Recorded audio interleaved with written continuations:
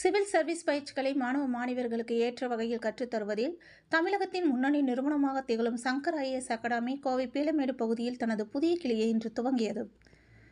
இந்தியாவில் civil service தேர்வு என்பது யூனியன் பப்ளிக் சர்வீஸ் கமிஷனால் நாடு முழுவதும் நடத்தப்படுகின்ற தேர்வாக நடத்தப்படுகின்றது.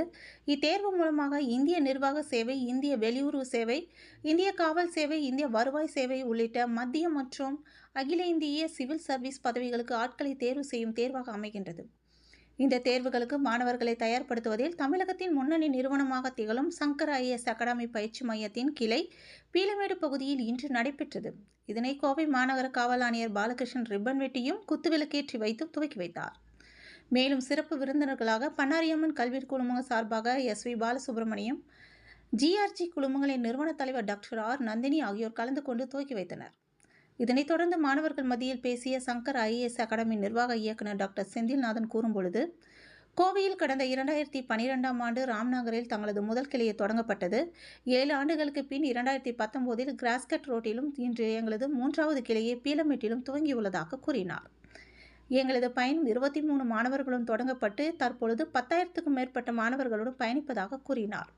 இங்குள்ள ஆசிரியர்களின் பங்களிப்பு மாணவர்களுக்கு உள்ள பல்வேறு திறன்களை வெளிப்படுத்தும் தூண்டுதலாக அமைகின்றது என்றார். இதனைத் தொடர்ந்து கோவை மாநகர காவல் ஆணையர் கூறியதாவது, இந்திய நாட்டின் நிர்வாகத்தின் முதுகெலும்பாக சிவில் சர்வீஸ் திகழ்கிறது.